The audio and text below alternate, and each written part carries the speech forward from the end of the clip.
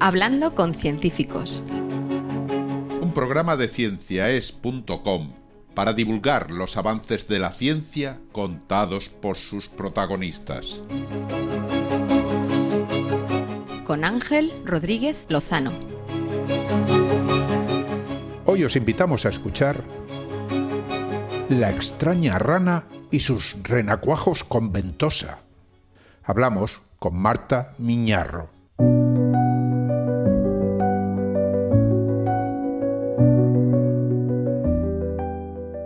La mayoría de nosotros ha visto alguna vez una rana y, con suerte, ha observado en alguna ocasión una charca con sus crías. Esos diminutos renacuajos que nadan agitando sus largas colas. Y si ha logrado observar su evolución, habrá visto cómo poco a poco los renacuajos van cambiando. Primero aparecen unas pequeñas protuberancias a los lados que se van convirtiendo en patas al mismo tiempo que su cola se acorta.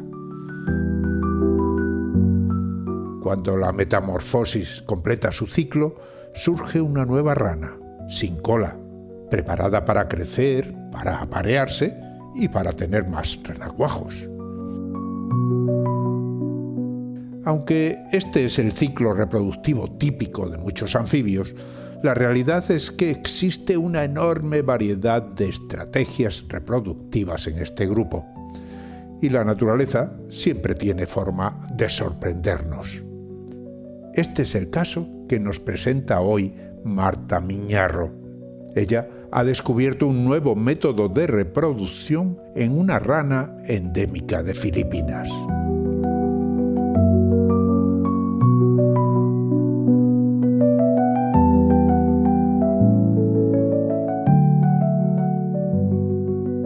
Hablamos con Marta Miñarro, es investigadora predoctoral en el Departamento de Biodiversidad y Biología Evolutiva del Museo Nacional de Ciencias Naturales. Ha publicado un artículo muy interesante que habla de una rana muy curiosa que tiene además una forma de reproducción que no se conocía en anfibios. Ella está haciendo la tesis doctoral en este tema y está hoy con nosotros para contárnosla. Bueno, ante todo un saludo. Marta, muchísimas gracias por estar con nosotros hoy en Hablando con Científicos. Nada, un placer. Siempre es bien hablar de esta rana, o sea que yo encantada. Bueno, hablamos de anfibios. Yo creo que deberíamos empezar quizás por cuestiones más generales, ¿no? Antes de centrarnos en esta rana, que por cierto tiene un nombre que a mí me cuesta leer, Barbourula busuangensis. Igual no lo he pronunciado ni bien. Barbourula busuangensis, se dice, sí. Bien, pues... Tranquilo porque a todo el mundo le cuesta. De acuerdo, pues es un anfibio. Primero, ¿qué Ajá. son los anfibios? Para que nadie se nos despiste ya desde lo más elemental. A ver, pues lo más básico es que son vertebrados que viven pues parte de su vida, ya sea pues en el agua o en la tierra. Y yo creo que la característica, no sé, más común es que tienen la metamorfosis, ¿verdad? Que en general, pues casi todos los anfibios tienen una parte acuática, que son lo que conocemos como renacuajos, y después sufren la metamorfosis hasta convertirse en ranas. Por eso decimos que tienen como esta doble vida, ¿no? Tanto acuática como terrestre. También son ectotermos, que básicamente es que su temperatura corporal depende del ambiente. Y bueno, tienen una importancia ecológica, aparte de que son súper bonitos y súper interesantes, pues son indicadores ambientales, ¿no? Por lo tanto, pues son bastante sensibles a los cambios del entorno, porque tienen una piel pues muy permeable, porque también respiran por ella. Entonces, claro, pues cualquier cambio negativo pues va a influir en que estén o no, con lo cual cuando hay un anfibio en una zona, básicamente indica que esa zona es bastante buena, está bastante sana, digamos. Bueno, aparte de todo eso, llevan una vida interesantísima, ¿no? Porque ya no solo ese cambio, Sí, ese cambio de forma, ¿no? Esa metamorfosis, quien haya visto un renacuajo, y sobre todo si ha visto el proceso, yo, claro, como yo soy de pueblo, yo eso lo veía de pequeño, ahora ya es más difícil observar, pero ese cambio brutal que se produce, porque inicialmente parece un pez con una cabeza muy grande y no tiene patas, pero que poco a poco van apareciendo esas extremidades, se va reduciendo la cola hasta convertirse en rana. La verdad es que es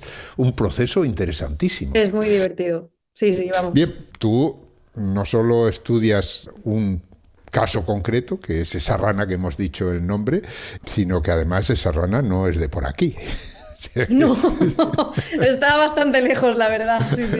O sea, cuéntanos un poco, entonces, esa rana, ¿de dónde es? Y descríbela un poco, así que nos hagamos una idea, tamaño, color, etc. Vale, pues eso, se llama Barbula busuangensis y es endémica, que significa que solo ocurre, solo la podemos encontrar en la provincia de Palawan, en Filipinas. Yo la he estudiado en la isla de Busuanga, que es la isla que está más al norte de esta provincia. Y bueno, obviamente pues ha sido toda una experiencia, ¿no? Yo decidí, y mi equipo de investigación decidimos ir a esta isla, la isla de Busuanga, porque conocíamos ya datos de otros investigadores que sabían que esta especie estaba presente allí. Entonces, bueno, pues en cuanto a la rana, es una rana bastante grande. Un adulto grande puede medir aproximadamente unos 9 centímetros. Es de color marroncito, pero un color muy bonito porque no es como marrón simple, es un marrón como con destellitos dorados, porque se camufla muy bien en los ríos donde ella vive. Vive en ríos de corrientes de agua muy rápidas, que están llenos de rocas grandes y de rocas pequeñitas, y entonces le gusta mucho camuflarse, como cualquier anfibio, y le gusta mucho meterse como entre las rocas. Entonces su color de piel imita muy bien las rocas de los ríos. Bien, o sea que ya se conocía su existencia y, bueno, ¿qué es lo que la hacía tan atractiva para ti? Bueno, lo que es más interesante de este anfibio es que se descubrió hace más de un siglo, en 1924, y desde entonces pues no se sabe mucho de él. Y esto en la herpetología es bastante raro, porque pues, somos gente muy curiosa y nos encanta pues, investigar todas las ranas posibles.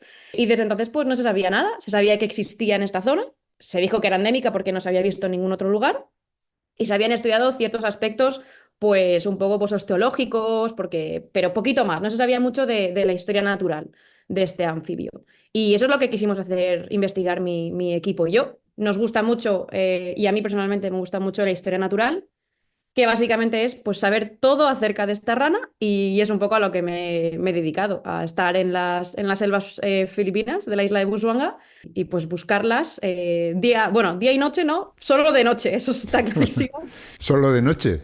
Sí, sí, sí, son Ah, nocturnas. De día es imposible, imposible verlas.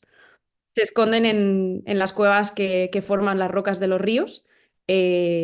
Vamos, es que es imposible, es imposible. Pero de noche sí que salen, ya sea a reproducirse, a cazar. Bueno, Súper es una interesante. experiencia muy interesante, ¿no? Porque irse nada menos que a Filipinas, a un lugar por ahí perdido, ¿no? Para buscar una rana concreta, ya es por sí llamativo. Bueno, tú estudias eso, es tu trabajo de tesis, dentro de nada vas a leer esa tesis. Imagino que summa cum laude por lo menos, porque Bueno, visto ojalá. cómo vas, esta publicación que acabas de hacer en la revista Salamandra, donde das a conocer todos estos datos. Pero volvamos un poco a lo que decíamos antes, ¿no? Para ir conociendo cuestiones, digamos, generales de los anfibios, ¿no? Yo he leído por ahí en un artículo que se publica en la revista Naturalmente, en el que tú cuentas que hay muchas estrategias reproductivas de los anfibios, de las ranas en concreto, ¿no? Y esta en concreto tiene una forma que no se había descrito hasta ahora. Pero hablemos de las estrategias, digamos, más normales. Cuéntanos. Vale, esto es algo que suele como impresionar mucho a la gente que obviamente pues, no se dedica al estudio de los anfibios, porque pues, todo el mundo asume que en general las ranas pues, ponen huevos, como hemos visto casi todo el mundo, yo creo que en las charcas, y de esos huevos salen los renacuajos. Entonces ahí han habido muchos investigadores a lo largo de estos años que lo que han querido es un poco definir muy bien qué es un método de reproducción en anfibios. Si mal no recuerdo, a día de hoy hay aproximadamente como 39 métodos de reproducción definidos. Y lo primero que hay que preguntarse es cómo se define un método de reproducción. Lo que han hecho es que se han establecido como 11 rasgos reproductivos, y tú tienes que ir como contestando a cada uno de ellos. Lo que nos pasó a nosotros es que cuando fuimos contestando a estos, porque dentro de los 11 tienes como diferentes casillas, digamos, que tú puedes ir eligiendo. Yo qué sé, por ejemplo, lo primero que te tienes que preguntar es ¿qué tipo de reproducción tiene? Es decir, ¿son ovíparos? O sea, es decir, ponen huevos, o son vivíparos, y es que la hembra da luz a las larvas, y hay un desarrollo embrionario pues, dentro de las hembras. Y conforme tú vas contestando, vas desarrollando qué método de reproducción tiene el anfibio que estás estudiando.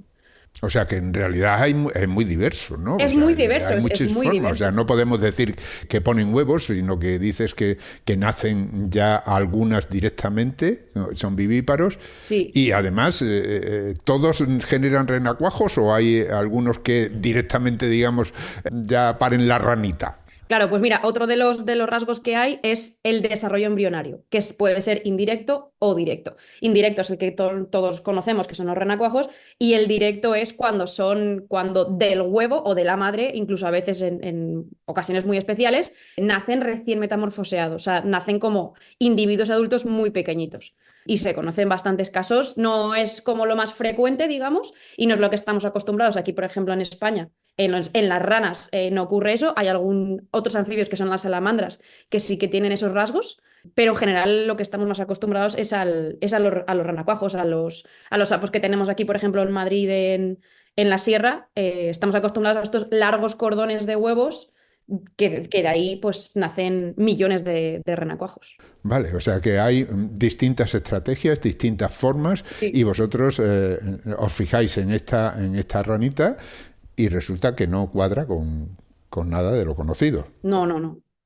A ver, la rana que yo estudio, Barborula, es que tiene como un microhábitat bastante especial y lo que ha sido más raro de todo es que cómo es posible que en 100 años desde que se ha descubierto no se haya visto el renacuajo. Entonces eso fue lo primero que nos sorprendió. Dice, ¿cómo ha pasado 100 años y nadie ha visto un renacuajo? Los renacuajos son relativamente fáciles de ver porque si está el adulto y se reproducen, pues lo más probable es que ya veas los huevos o veas el renacuajo. Y por eso, pues lo primero que hicimos, también por causa de la pandemia, porque Filipinas tuvo las fronteras cerradas bastante tiempo, pues fui a la Universidad de Kansas, me fui de estancia, porque allí el investigador con el que colaboré tenía una colección de herpetología donde tenían pues, individuos de esta especie y habían hembras que tenían huevos. Eran hembras grávidas, lo que llamamos. Pero eso era una colección, o sea, no había individuos vivos, ¿o sí? No, no, eran conservados, sí, no estaban vivos, están conservados en alcohol, en etanol. Son colectas que se hicieron desde el 1961 hasta 2008, diferentes investigadores que han tenido permisos y colectan los individuos para estudiarlos a posteriori, como fue mi caso, por ejemplo. Nadie había estudiado muy bien a estos individuos, creo que eran como 50, sí, 50 individuos, de los cuales creo que 9 o 10 eran hembras, y tuve la suerte de que algunas de ellas estaban grávidas, tenían huevos. Entonces me dio permiso el investigador y yo lo que hice pues, fue un poco observar los huevos que tenían y claro, nos sorprendió bastante porque vimos que para el tamaño de la hembra, porque era una hembra grande, lo que tú te esperas es que tengan bastante número de huevos. Pero no fue el caso. O sea, el número era menor de lo que pensábamos y encima eran huevos relativamente grandes. Que sé que igual suena un poco en plan, bueno, ¿y esto qué? Pero normalmente lo que estamos acostumbrados es que cuando son ranas tan grandes, pues sea justo lo contrario. Y como además no se había visto nunca un renacuajo, dijimos, ojo, pues igual no tienen renacuajo. Porque si tienen poquitos huevos, encima son grandes y encima nos han visto renacuajos, quizás que no hay y tengan un desarrollo directo, es decir, que la hembra pare recién metamorfoseados. Pero no fue el caso. Entiendo. O sea, la metamorfosis siempre existe, ya sea en el interior o en el exterior, ¿no? Depende, porque claro, la metamorfosis, si la consideramos como pasar del renacuajo a una ranita, en este caso, en el desarrollo directo, literalmente ya el embrión se forma como ranita. No hay como esa fase acuática. Vale, o sea que nada menos que te vas a Estados Unidos para estudiar esos ejemplares que están ahí conservados Sí. y ir aprendiendo de ellos previo por supuesto, estudiarlos en su lugar Claro. lugar de origen. Sí, Vale, o sea que ya tomas esas notas, imagino que tus directores de tesis o directores de tesis ya te irá marcando el camino y luego hay que viajar a Filipinas, nada menos. A ver, Sí. primero, ¿cómo le dices a tus padres? Me voy a Filipinas a ver ranas. Eso. Bueno, a ver, he de decir que mis padres más o menos están acostumbrados, ¿eh? Al principio no les hace mucha gracia porque tampoco es que te vayas a Filipinas, es que te vas a un pueblo súper chiquitín que nadie conoce dónde está, les tienes que decir que te vas a vivir a una cabaña en medio de la selva. Pero bueno, he sido así, conforme yo he ido estudiando, he hecho diferentes expediciones como pues a ver ranas y a ver otros animales, así que más o menos están acostumbrados, pero sí, fue A ver, fue bastante intenso porque la verdad, pues por desgracia, como tú estuvimos con la pandemia, no pude ir y yo me acuerdo una llamada telefónica a la embajada de Filipinas aquí en España y ver a ver pues cómo podía ir porque al final se me acababa un poco el tiempo de la tesis y me acuerdo de esa llamada que me dijeron, no, es que el mes que viene abrimos las fronteras y yo, pues igual me tengo que ir el mes que viene ya a Filipinas. Así que nada, hicimos un plan, una metodología de pues, cómo podemos abordar este estudio para intentar aprender todo lo que podamos de este anfibio y para allá que me fui primeramente, pues obvio, con mis directores de tesis, porque ante todo hay que ver que pues, la logística, digamos, voy a dormir bien, siempre tenemos que ir con un guía de campo, siempre tiene que ser local y un poco ver la zona de estudio y cómo vamos a hacer esto lo mejor posible para pues, futuras publicaciones, ¿verdad? Y bueno, ha sido una experiencia súper bonita porque al final yo estaba viviendo con gente local y pues siempre es maravilloso porque a veces viajamos de forma más pues, como un turista y vivir con la gente local de allí yo creo que es una experiencia súper, súper bonita y que siempre me acompañará, obviamente. ¿Cómo es esa isla? ¿Es muy grande? Bueno, es tirando a pequeñita, no te sé decir ahora exactamente, pero dentro de lo que es la provincia de Palawan, esa isla no es muy conocida, sí que tiene un punto, un pueblito que estaba cerca del mío, que se llama Corón, que sí que se conoce un poco por el turismo, porque, bueno, para bucear es maravilloso. Yo no he visto un coral y tantos peces tan bonitos en mi vida, entonces ahí sí que había bastante como turismo de mochileros. Pero lo que es la isla tiene pueblecitos, pero bueno, es bastante pobre y la gente pues es muy local y no están tampoco muy acostumbrados a lo que es el turismo, pero es preciosa, o sea, es súper bonita. Bueno, vas allí, tienes que buscar ese lugar para, digamos, vivir mientras estás haciendo la investigación, pero tú lo has dicho, esta ranita hay que buscarla de noche, Sí, en la selva. sí, pues No sé cuántos peligros ocultos puede haber en la selva ya de día, cuanto más de noche, ¿no? a ver, pues a mí me gusta mucho trabajar de noche, la gente que ha hecho trabajo de campo y son herpetólogos como yo, creo que todo el mundo coincide que de noche es que la selva cobra vida, es espectacular. Y entonces, bueno, pues tuve la suerte de tener un guía local que pese a no hablar el mismo idioma, nos comunicábamos súper bien y aprendí mucho de él y yo creo que él aprendió mucho de mí y era muy entusiasmado de las barbululas, de estas ranas. Y nada, pues salíamos de la cabaña como a las 6 de la tarde, cuando ya estaba cayendo el sol y nos pasábamos yo, más o menos, volvíamos entre las 3 y las 4 de la mañana, estábamos de regreso a la cabaña. Y nada, lo que hacíamos es que, bueno, primero teníamos que llegar hasta el punto de muestreo, que tardábamos como una hora andando entre el poblado y ya la selva, y luego recorríamos el río arriba, hasta una zona que ya había una montaña y una cascada, ya no podíamos pasarla, y conforme íbamos andando, pues íbamos como cogiendo cada ranita y haciendo pues el estudio que yo hice. Y claro, de noche, bueno, tampoco me han pasado cosas, pero tampoco es como para morirte de miedo. Es que la gente también, obviamente hay que ir con mucho cuidado porque pues obviamente hay cosas peligrosas, pero bueno, creo que se le tiene mucho más miedo a la selva de noche.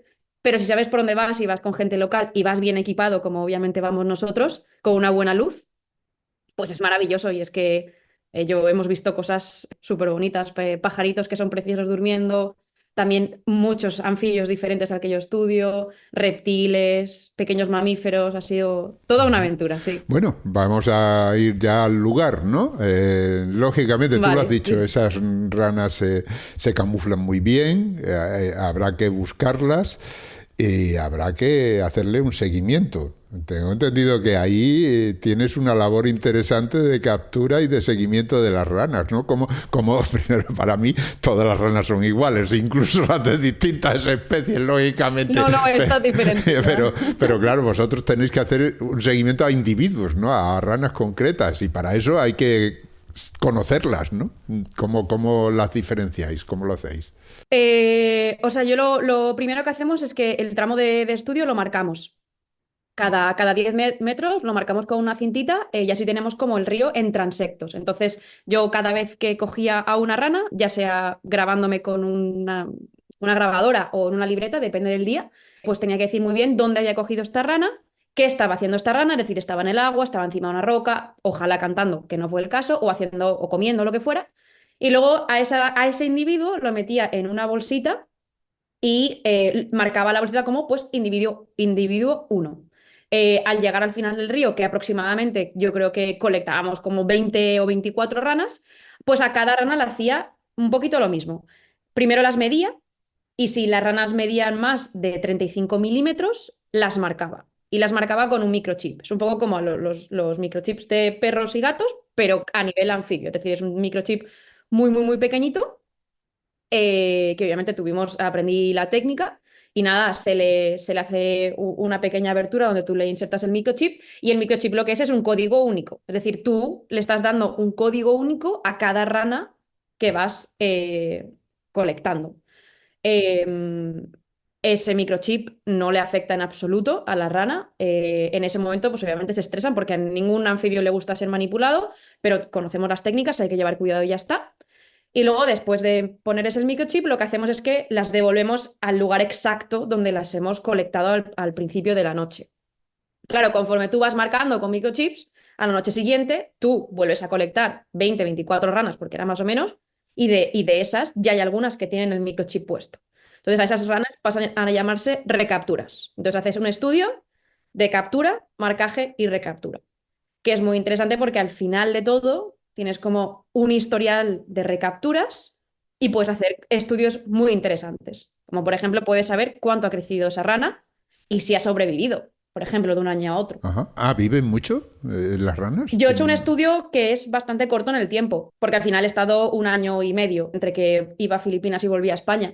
Pero bueno, acabamos de publicar el mes pasado otro artículo, que es un artículo muy denso de captura, marcaje y recaptura, donde hacemos estudios poblacionales y entre ellos, ya que tenemos medidas de cómo van creciendo, hemos hecho una aproximación a las edades que podrían tener estas ranas. Y nos sale que aproximadamente la rana más grande podría tener unos 11 años de vida, aproximadamente, con nuestros estudios. 11 años. Entonces, Eso es mucho tiempo en anfibios. a ver, sí, sí, sí, es bastante tiempo, pero bueno, es que los anfibios son tan variados que hablar solo de anfibios es bastante complicado, porque depende mucho de la especie, obviamente depende si lo tienes en cautividad o no. Entonces, bueno, yo te puedo hablar de este anfibio, que es obviamente el que más conozco. Bien, pues sea que ya tenéis ahí, habéis capturado individuos, les habéis marcado, tiene su chip, entiendo que luego tenéis un lector que le ponéis y Sí, un lector de mano. esta es la ranita fulanita, ¿no? Y ahí ya... Luego lo pasas al ordenador, Exacto, tienes todos los todo datos. eso, Sí, sí. claro, vais estudiando esas ranas, vas haciendo medidas, viendo cómo crecen, pero claro, ahí estudiar la reproducción, ya la cosa se pone difícil, ¿no? Porque de eso no se sabía nada, no se sabía absolutamente nada de cómo se reproducen. Correcto, o sea, bueno, pues imagínate, yo creo que en total he estado 14 meses estudiando la rana. He estado pues 4 meses en Filipinas, me volví a España un poco pues para ver, vale, qué datos tenemos, cómo podemos mejorar esto, me volví a ir. Cada vez que volvía, la gente me preguntaba, bueno, ¿qué? ¿Has encontrado ya el renacuajo? Y yo, no, tal. Y hasta el 8.º mes no dimos con la primera, con los primeros renacuajos, vaya. Y todo fue porque pensamos, bueno, pues ya sabemos un poco dónde viven las ranas, ya sabemos un poco, ya las conocemos un poco más. Entonces sabemos que les gusta mucho estar dentro de las cuevitas formadas por las rocas. Y en general son rocas bastante grandes y entonces, claro, a ti te da a pensar, bueno, seguramente haya túneles dentro de estas cuevas por donde las ranas se mueven. Y como no las hemos visto fuera, no hemos visto huevos fuera ni renacuajos, pues vamos a intentar ver lo que hay dentro de estas rocas. Y lo que hicimos fue comprarnos una cámara endoscopio que yo no sabía muy bien lo que era, pero básicamente las utilizan incluso pues para ver por las tuberías. Es una cámara muy, muy, muy, muy larga que tú la puedes ir doblando, que tiene pues una pantalla, ¿no? Y tú ves lo que vas grabando. Eso de esas que vemos en las películas que meten por debajo de las puertas para ver lo que hay al otro lado, ¿no? Exacto, algo así, algo así. Sí, sí, totalmente. Sí. Pues algo así hicimos. Y bueno, pues tuve que tener mucha paciencia porque al final, aparte de todo el estudio que yo estaba haciendo y obviamente pues que es muy cansado, cada X tiempo decía, bueno, pues venga, voy a ver, saco la cámara, voy a intentar colocarla por aquí, no veo nada. La meto por aquí, no veo nada. Y llegó un día que fue pura casualidad. En otro río que muestreo, porque yo muestreo 2 poblaciones, nos quisimos desviar para hacer unas fotografías a la rana y de repente vimos una pared que además yo creo que estaba construida por el hombre porque parecía una especie de presa, pero era una pared que yo dije, esto es el paraíso de estas ranas, porque era una pared llena de rocas y llena de entradas y de cuevas y tú veías que eso estaba todo súper conectado. Y en una de estas, una compañera con la que estaba ahora me dice, Marta, ven a ver esto ya.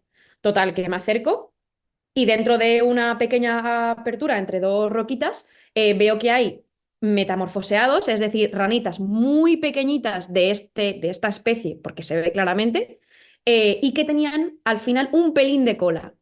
¿Qué nos quiere decir eso? Que hay renacuajo. Porque si son de desarrollo directo, sería una ranita sin ningún tipo de cola.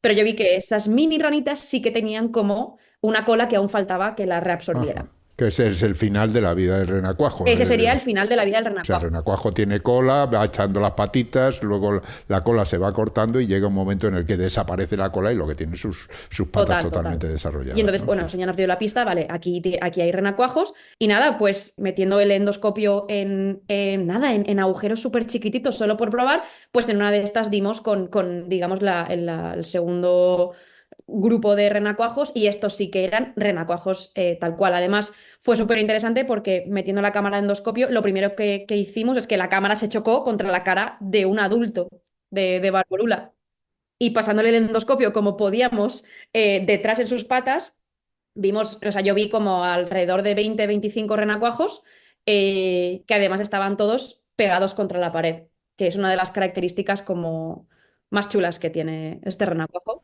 Bien, por fin llegamos al objetivo de la investigación. Marta, vamos a tomarnos un pequeño descanso y continuamos enseguida con esta historia.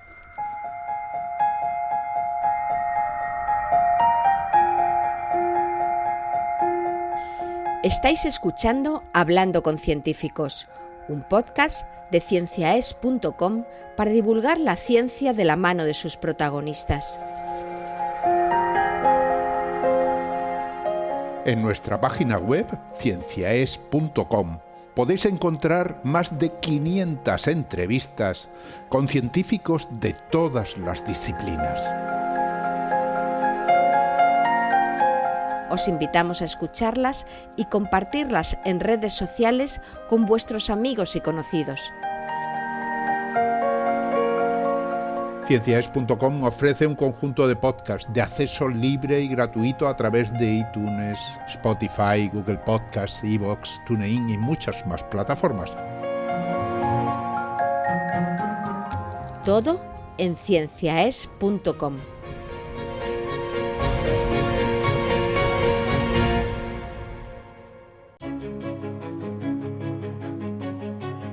Continuamos hablando con Marta Miñarro. Es investigadora predoctoral en el Museo Nacional de Ciencias Naturales, un museo que depende del Consejo Superior de Investigaciones Científicas.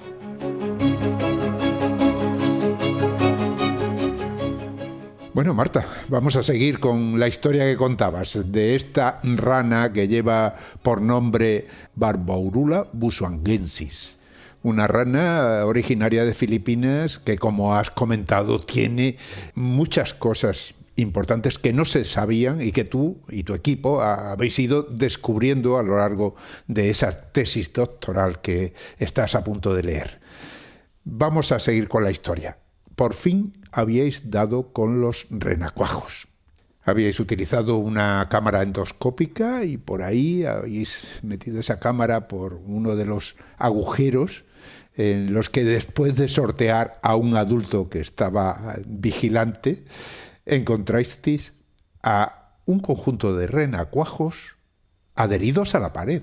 Sí, porque es que la boquita de los renacuajos cambia mucho según la especie y este tiene una de las características más interesantes y es que tiene un disco oral que es como si fuera una ventosa. ¿Cómo no? O sea, es una ventosa, porque además en el vídeo se ve claramente, viven incluso en estos huequitos, el agua es bastante rápida y en el vídeo se ve muy bien esta ventosa, se anclan a la pared y así no son arrastrados por estas corrientes de agua. Bien, por fin lo conseguiste. Ahí tienes a los renacuajos. ¿Y ahora qué? ¿Y ahora cómo conseguimos sacar un renacuajo para poder observarlo? Porque esto estaba muy metido en las rocas. O sea, fue una odisea. ¿Y solo encontrasteis ese? Hemos encontrado dos. Encontramos el primero que te he contado con las ranitas pequeñitas que tenían un poquito de cola y este segundo que, menos mal, que eran más pequeñitos, ¿sabes? Porque así yo he podido estudiar a uno de los renacuajos ya hasta que completara la metamorfosis, pero no he vuelto a encontrar más. O sea, es que ha sido muy complicado. Sí, sí, sí. Pero teníais que intentar capturar alguno para seguir esa metamorfosis, ¿no? Cómo iba cambiando. Sí, sí, claro, lo que nos interesaba era decir, vale, tienen renacuajo, ahora lo lógico es hacer una descripción bastante detallada de este renacuajo, porque pues nunca se ha visto y ya viendo que estaba, pues asumíamos que tenía algún tipo de ventosa, de disco oral tipo ventosa, pues bueno, vamos a ver cómo, pero claro, ¿cómo sacas tú un renacuajo que está pegado a la pared y que encima está igual a, creo que eran 30 y algo, no sé, metimos el endoscopio bastante, estaba bastante profundo, o sea... Yo lo primero que dije es, yo pico la pared, pero digo, vale, no me puedo cargar el hábitat, ni mucho menos. Y bueno, ahí es que he tenido la suerte de que me han acompañado tanto amigos como gente que se dedica a esto, al campo, porque pues siempre está súper bien que te acompañen y en ese momento estaba con unos amigos y no sé, se le ocurrió y dijo, mira, vamos a meter, al día siguiente fuimos a comprarlo todo, vamos a meter una manguera, vamos a intentar colocarla con ayuda del endoscopio, tipo como una cánula, ¿no? Vamos a intentar llegar hasta los renacuajos y con una botella de, creo que eran 5 litros o así, vacía, pues ejercemos como presión negativa y vemos si conseguimos, Que alguno entre, ¿sabes? absorberlo. Sin obviamente, pues hacerles ningún daño ni nada. Y bueno, y se consiguió. Además, sacamos un ejemplar. Dije, ya está, vamos a dejarles en paz. Y luego hay que alimentarlo, Sí, ¿no? Y sí. mantenerlo con vida para que siga la metamorfosis. Bueno, es que esto es lo que es interesante. Yo dije, vale, me lo voy a llevar a mi cabaña y lo voy a tener durante, creo que lo tuve aproximadamente 2 semanas. Porque es cuando terminó la metamorfosis. Y lo que voy a hacer es que tampoco lo quiero molestar todos los días, porque son animales que se pueden estresar mucho y ante un pico de estrés, pues podría morir. Pero cada X tiempo lo que voy a hacer es fotografiarlo, tomar pues todas las medidas necesarias y un poco describir, ¿no? Cómo va cambiando. Entonces, una de las cosas que te has dicho es alimentarlo. Y es que esta es la cuestión, es que es endotrófico, es decir, es un renacuajo que no se alimenta de nada, a excepción de, por ejemplo, el vitelo. Más en el artículo se ve muy bien en las fotografías porque el intestino del renacuajo está lleno de vitelo. Y lo que él hace es ir consumiendo este vitelo a modo de alimentación O sea endotrófica. que ya el hecho en el momento en que salen del huevo, realmente una gran parte del huevo continúa con él, que es el alimento que va a seguir consumiendo durante todo el tiempo que dura la metamorfosis. Sí, pero en este caso, ¿eh? En este caso. Además, una de las cosas que hemos visto súper interesantes, que es lo que creemos que es único de este renacuajo, es que tiene el disco oral, que es por donde supuestamente tendría que comer, y en general los renacuajos que sí que se alimentan de cosas externas tienen pequeños dientes, pequeñas zonas queratinizadas, pero en este caso no. No tiene nada que dé como esa característica y entonces creemos que eso no se ha visto nunca antes. O sea, es un renacuajo que utiliza el disco oral a modo de ventosa y que se alimenta únicamente del vitelo. Ajá, o sea que se mantiene ahí pegado a la roca durante el tiempo que dura la metamorfosis y hasta que no está completa no se separa. Y cuando se separa es que ya es una ranita. Exacto, porque las ranitas que vimos al principio, las que te he dicho de la pequeña cola, estaban aún muy metiditas dentro de una cueva, pero ya podían salir como al exterior. Estos renacuajos sí que estaban muy dentro de estas cuevas, sí. Sí, Ajá. sí, súper interesante. Bueno, pero ahí hay todavía muchas Muchas. preguntas por responder, ¿no? De hecho, en el artículo yo veo que preguntas por contestar. ¿Dónde depositan los huevos? ¿Quién realiza el cuidado parental? ¿El macho, la hembra o ambos? Ahí hay una serie de preguntas que todavía no habéis respondido, ¿no? Correcto, correcto. Sí, es que al final, pues eso, ha sido muy difícil. O sea, yo veía Para empezar, una cosa que no he dicho es que este anfibio, Barbrula, no tiene dimorfismo sexual. Es decir, a simple vista yo no sé si el individuo que tengo es macho o hembra. La única forma que yo sé es si yo veo a una hembra grávida. Si yo veo que este individuo tiene huevos, es una hembra. Entonces, obviamente, yo tengo ciertos registros de los individuos que yo he marcado con microchips que sé que son hembras, pero con la cámara endoscopio, yo no sé el individuo que está ejerciendo algo de cuidado parental, yo no sé decirte de qué sexo es, y además que eso sí que era imposible de sacar.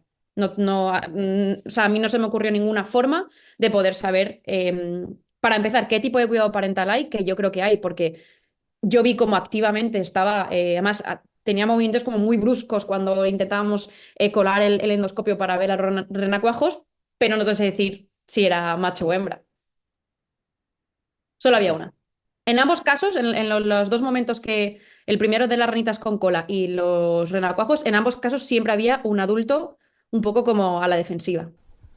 Por eso creemos que Vale. tienen cuidado parental. Bueno, esta estrategia, digamos que no se había observado antes. O sea, esa forma de utilizar esa ventosa, de alimentarse exclusivamente del vitelo, como tú dices, hasta que son, y además de estar escondidos de esa manera en la roca, eso nunca se había observado en otras ranas.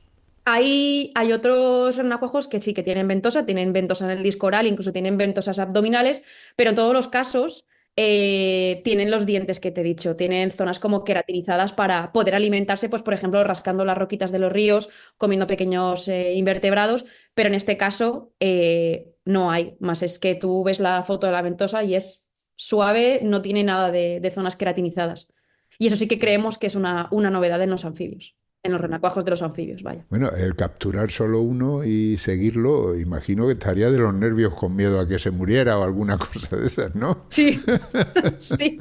La verdad que sí, porque además yo tomé la decisión de, claro, yo lo tenía pues bueno, al final estás en la selva, tampoco me puedo montar yo un centro de cría, ¿verdad? Entonces pues decidí hacer lo mínimo, que al final yo creo que es lo que mejor funciona. Yo cogí un tupper, cogí las rocas de la zona de donde estaba el renacuajo y nada, y ahí lo dejé y decidí dejarlo debajo en una zona oscura, porque al final ellos viven en cuevas, ¿verdad? No están expuestos a la luz y sacarlo solamente dos veces más. No quise sacarlo mucho más. Sacarlo me refiero a manipularlo, ¿no? Sacar el tupper, sacar el renacuajo, ponerlo en algún tipo de bolsa, alguna superficie donde yo pueda hacerle fotos, porque me daba miedo precisamente eso, que le pasara cualquier cosa, porque pues visto lo complicado que fue para empezar a encontrarlo y luego sacarlo de allí, pues así fue el estudio. Supongo que le pondrías un nombre, ¿no?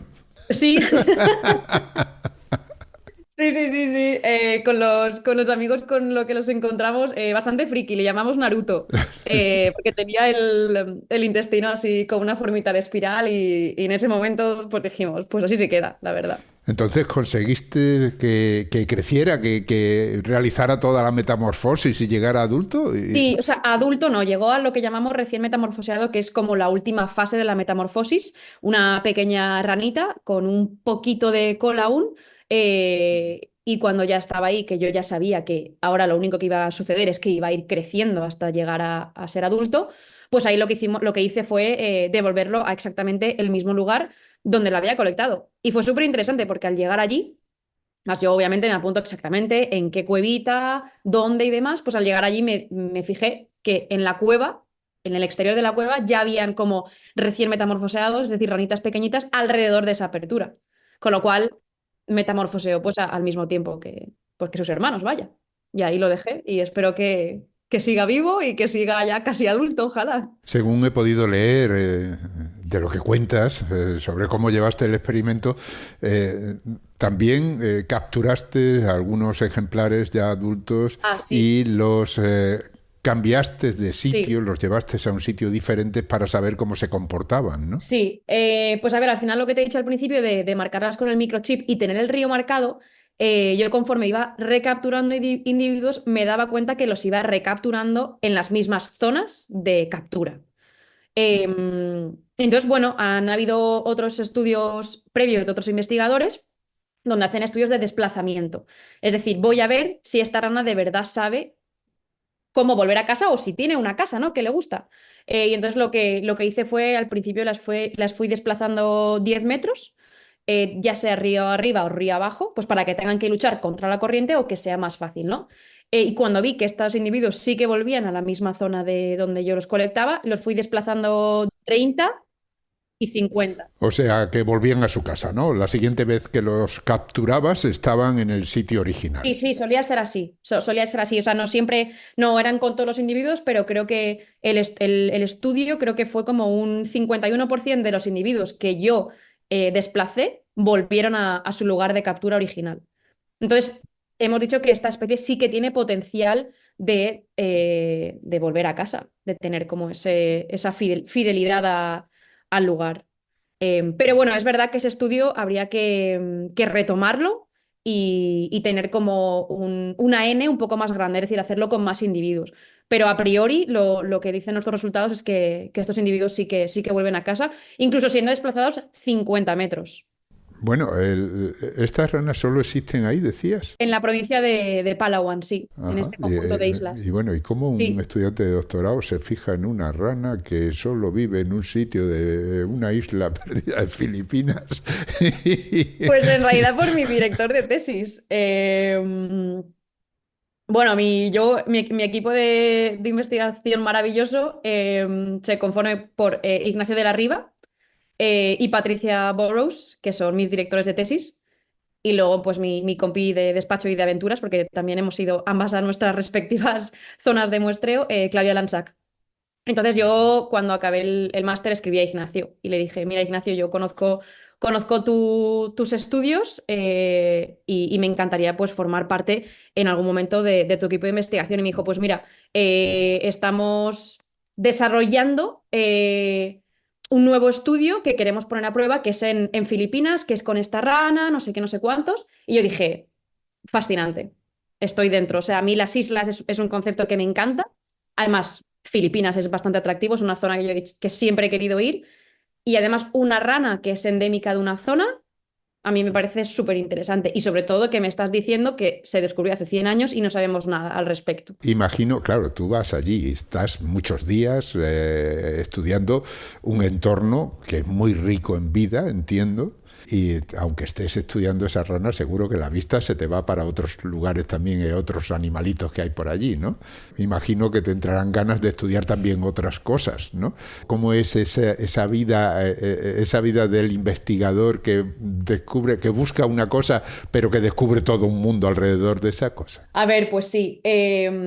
Claro, esto al final, obviamente a mí me encantaría estudiar muchos más animales que solo esta rana, pero es imposible. Al final este estudio ha sido un estudio muy extenso, que ya te digo, salíamos a las 6 de la tarde, volvíamos a las 3 de la mañana, yo no estaba como para encima buscar más animales, pero es verdad que a nivel de anfibios, que yo creo que, bueno, son los animales que más me gustan, sí que he hecho estudios poblacionales. Uno de mis capítulos de tesis es que queremos ver el impacto de la quitridiomicosis, que es un hongo bueno, pues es un hongo que es devastador, es una enfermedad emergente que a nivel mundial está causando pues extinciones masivas y declives poblacionales masivos, sobre todo en Sudamérica. Tenemos la suerte que en Filipinas no han habido estos declives poblacionales tan extensos, pero aún así sabemos que el hongo está en las zonas y yo quería saber cómo estaban las poblaciones de anfibios en la isla de Busuanga.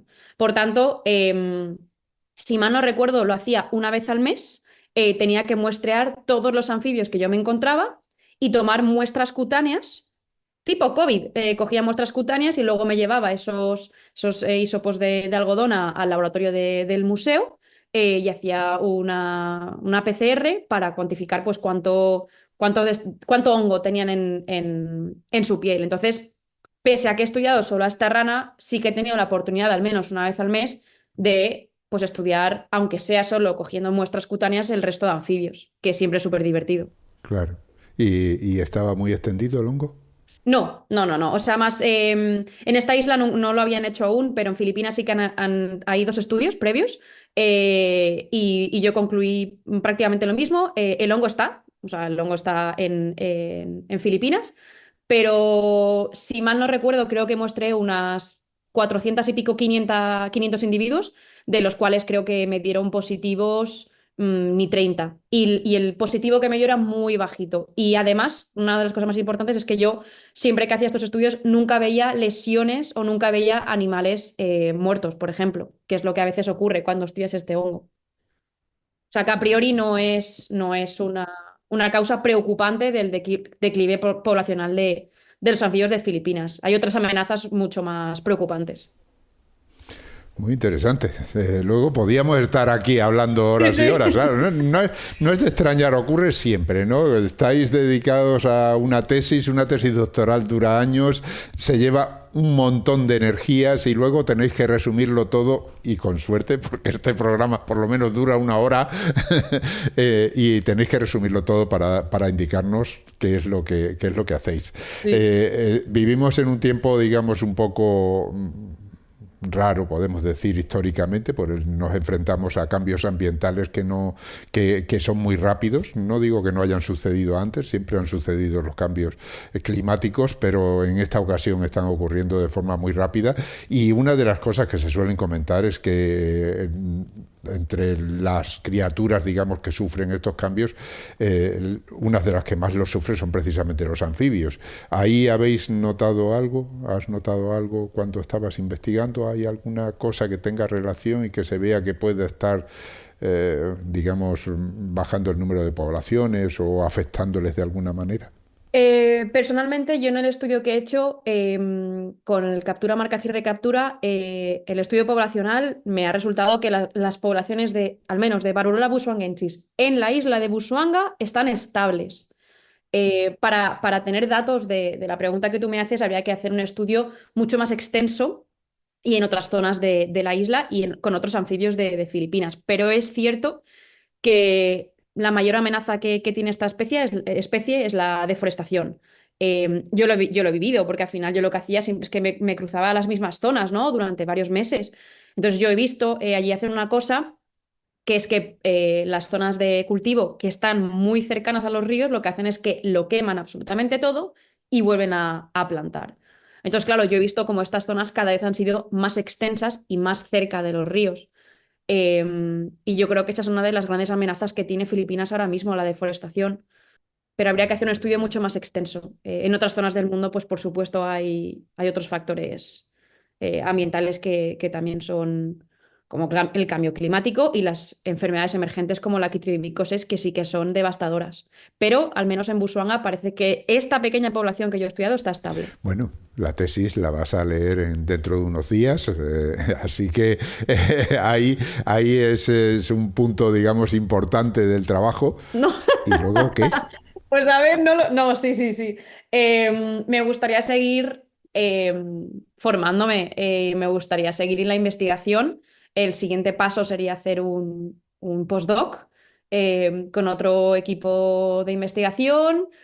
Lo que no sé ahora mismo, no te puedo decir, y ojalá lo supiera, no sé muy bien con quién, ni muy bien. Lo que sí que sé es que me encantaría seguir dedicándome a los anfibios.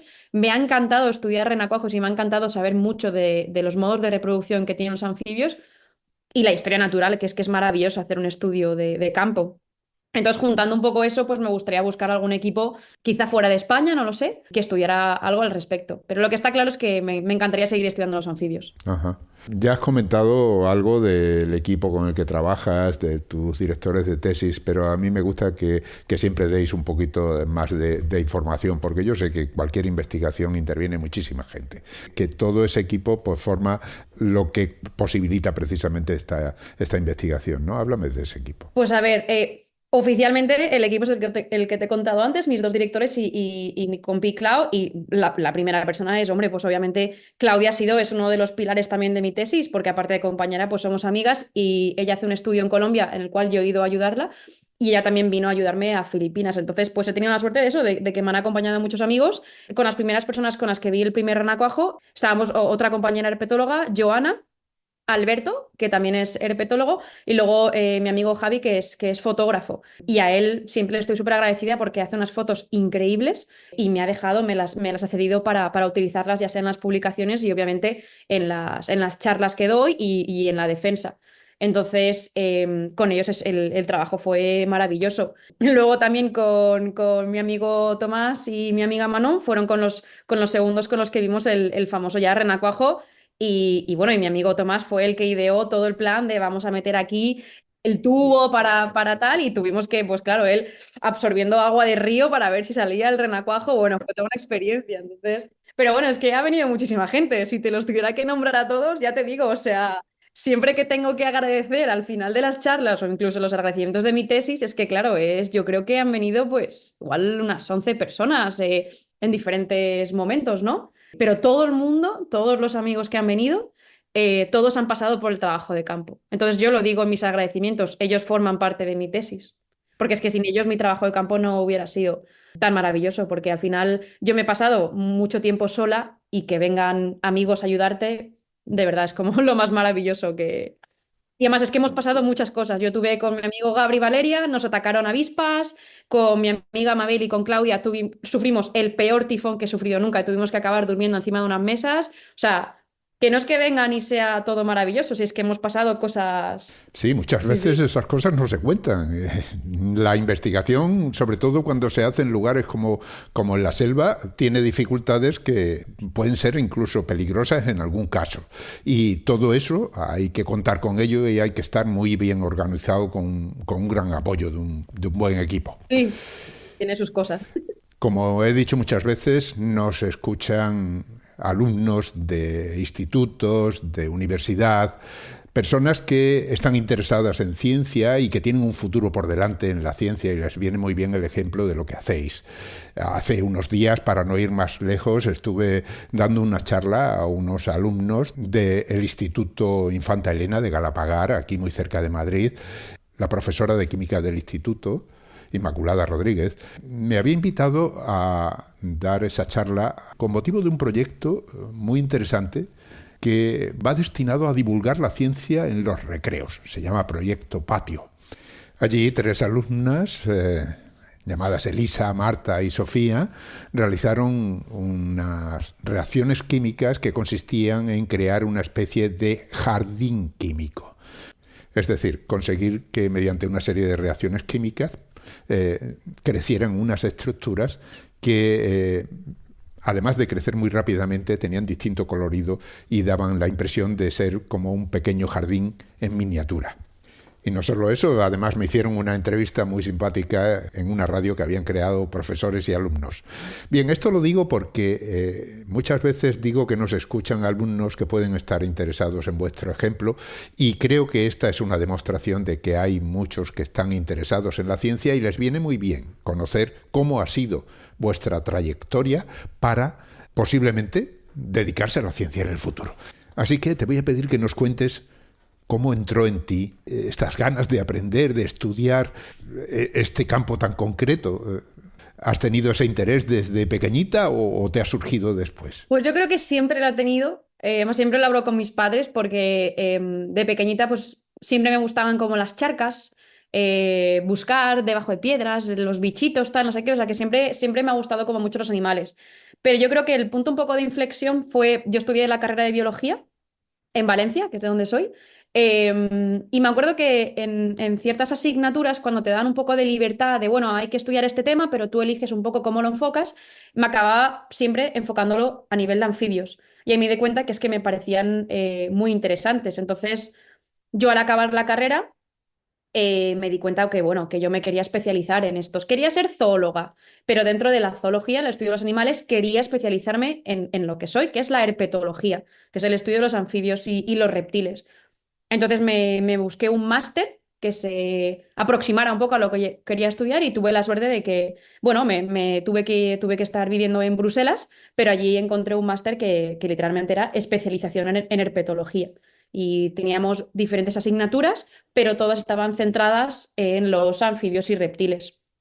Y luego lo que a mí me ha pasado es que esto yo creo que de siempre ha sido una pasión, o sea, yo he sido muy cabezota, he tenido muy claro que quería estudiar sobre todo anfibios y desde que tuve como ese objetivo en mente, pues he intentado hacerlo lo mejor posible dentro del mundo académico y lo mejor que hice pues obviamente también fue escribir a Ignacio y de verdad yo creo que siempre lo hablamos, ¿no? Que ese primer email que le envié y mira cómo ha acabado todo, ¿no? En una defensa de tesis. Y él lo que me dice es eso, que es que en el email se veía, ¿no? Que yo tenía como ese interés de estudiar más los anfibios. Entonces, yo siempre digo un poco eso, ¿no? Si tienes un objetivo en mente que es alcanzable, en mi caso el estudio de los anfibios, pues ¿por qué no intentar llegar a esa meta? y de momento lo estoy cumpliendo. Sí, se repite mucho eso, ¿eh? En las entrevistas que hago hay que ser valiente, hay que lanzarse y si uno quiere algo, pues por lo menos, hay que ser valiente. Si te quedas con los brazos cruzados y no buscas ese contacto,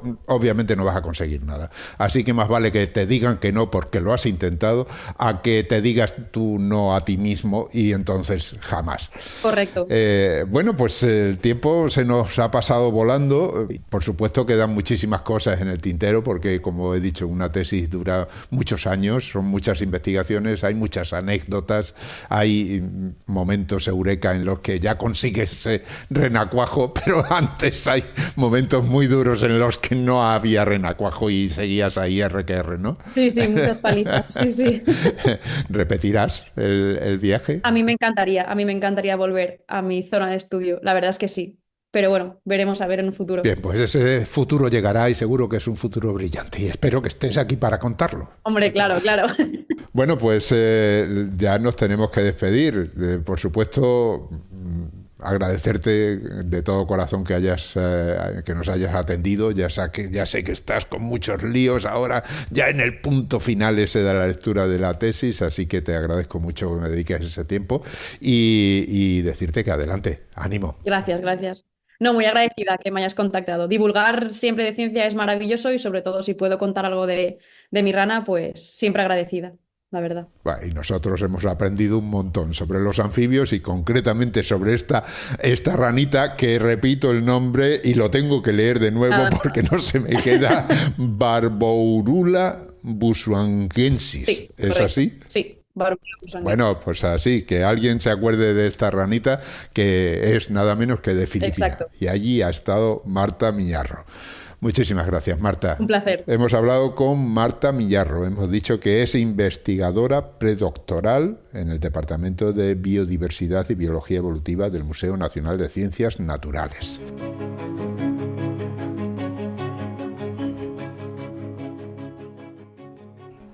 Y como siempre, antes de despedirnos, tengo que recordaros que Hablando con Científicos y el resto de los podcasts de cienciaes.com son posibles gracias a vuestras donaciones. Es nuestra única fuente de ingresos. Así que, si escuchas nuestros programas, si te gustan y todavía no te has unido al grupo de mecenas, ánimo, únete. Visita cienciaes.com, pulsa el botón de donar y elige cualquiera de las opciones que ahí se ofrecen. Han escuchado ustedes Hablando con Científicos, con Ángel Rodríguez Lozano. Cienciaes.com. Ciencia para escuchar